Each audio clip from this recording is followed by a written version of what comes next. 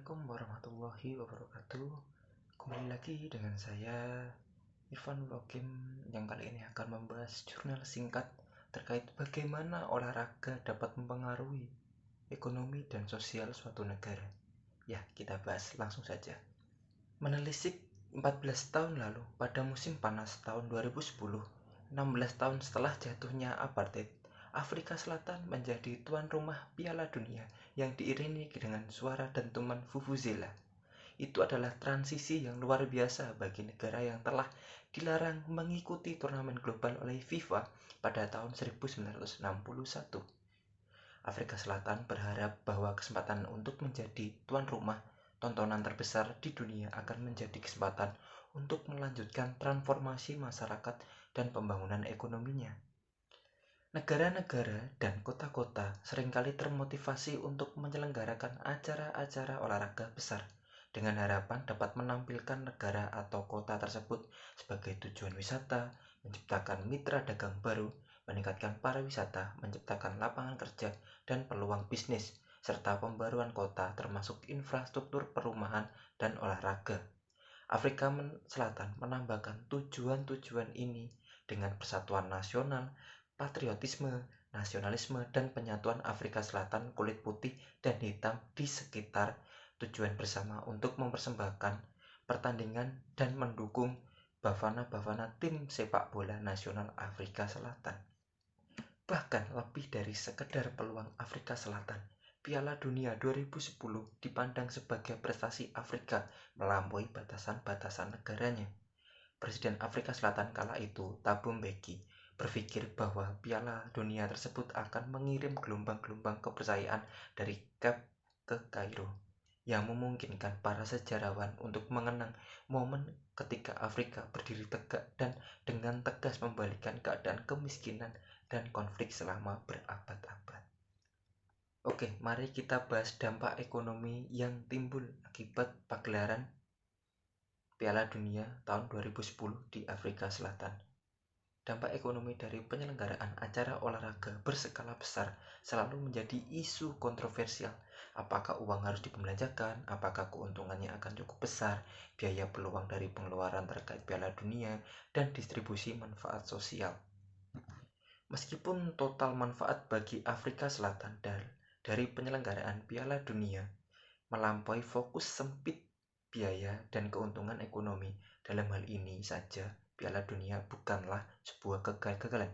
Meskipun ada kritiknya, kritik yang paling beralasan berkisar pada kegagalan keuntungan ekonomi didistribusi secara mental di antara penduduk.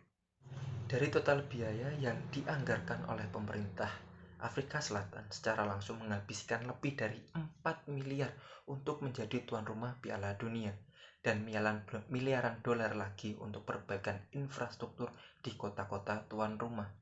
Secara keseluruhan, pemerintah menghabiskan lebih dari 13 miliar dolar Amerika untuk perbaikan infrastruktur dan transportasi. Pengeluaran ini secara langsung menciptakan 130.000 lapangan pekerja di basis konstruksi, dan Piala Dunia secara tidak langsung menghasilkan penambahan 415.000 lapangan kerja menurut Sylvester dan Harjo tahun 2010. Pada akhirnya, Piala Dunia menambah 0,5 atau 93 miliar dolar Amerika terhadap PDB Afrika Selatan pada tahun 2010. Pagelaran Piala Dunia di Afrika Selatan tidak lepas dari kritik-kritik beberapa pengamat ekonomi. Para kritikus berpendapat bahwa belanja infrastruktur terfokus pada kebutuhan Piala Dunia dan akan lebih baik jika diarahkan ke tempat lain. Ekonom seperti Stephen Geld menghitung bahwa sebaliknya negara bagian tersebut dapat membangun 90.000 rumah baru setiap tahun selama periode yang sama. Memang negara bagian tersebut dibebani oleh membengkakkan biaya yang jauh melebihi angka yang diajukan dalam tawaran Piala Dunia. Alih-alih 818 juta yang diharapkan, pembangunan dan renovasi stadion menghabiskan biaya sebesar 16,4 miliar dolar Amerika. Ditambah biaya pemeliharaan stadion berkelanjutan untuk kota-kota dan 130.000 pekerja konstruksi sebagian besar bersifat sementara. Namun, meskipun biaya stadion mungkin mendapatkan kritik yang sah dan valid, belanja infrastruktur secara keseluruhan sebagian besar dibenarkan dan pada kenyataannya tidak mewakili biaya peluang. Banyak perbaikan yang dibelanjakan pemerintah untuk Piala Dunia seperti memperbaiki jalan, bandara, dan sistem bus cepat untuk kota-kota yang sangat dibutuhkan dan sebenarnya telah dianggarkan dalam rencana infrastruktur jangka panjang pada negara bagian. Faktanya, dibandingkan dengan rencana belanja infrastruktur sebesar 846 miliar dolar pada tahun 2010 sampai 2013, anggaran 13 miliar juta dolar Amerika yang didistribusikan ke pagelaran Piala Dunia pada tahun 2020 relatif sangatlah kecil.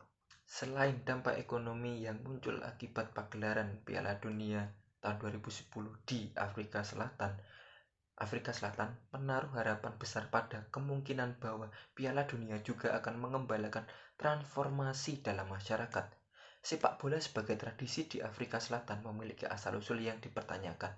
Pada abad ke-19 dan awal abad ke-20, olahraga termasuk sepak bola diajarkan oleh misionaris kepada penduduk setempat sebagai bagian dari misi peradaban bagi orang kulit hitam. Namun, setelah apartheid diformalkan, misi peradaban yang telah mendorong partisipasi orang kulit hitam dalam olahraga barat seperti sepak bola digantikan oleh kebijakan retrehabilitasi yang mendorong partisipasi orang kulit hitam dalam amal latih dan tarian tradisional dan membatasi atau menahan akses ke fasilitas olahraga. Meskipun demikian, olahraga dan khususnya sepak bola tetap sangat penting bagi warga kulit hitam Afrika Selatan maupun warga kulit putih Afrika Selatan, dan sepak bola memainkan peran penting dan utama dalam transisi dari negara apartheid menuju demokrasi.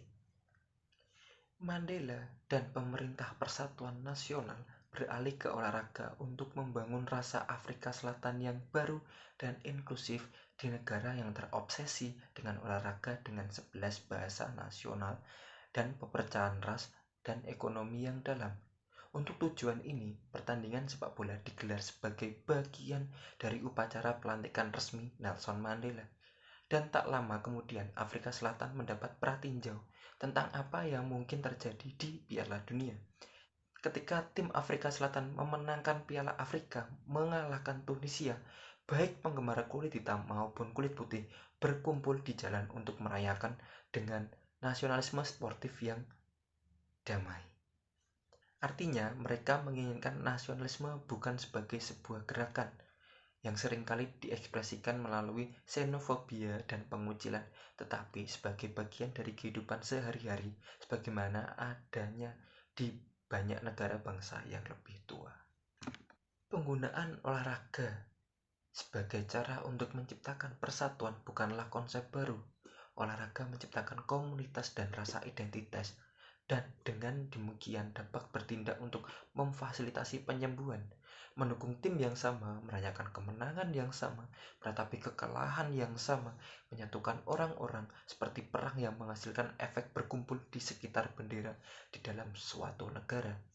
Mandela menyadari hal ini ketika ia mengenakan kaos Springboks untuk mendukung tim rugby nasional tak lama setelah jatuhnya apartheid pada tahun 1995, baik sebagai isyarat untuk Afrika Selatan putih maupun sebagai upaya untuk menciptakan tujuan bersama dan kebanggaan melalui kompetisi olahraga internasional.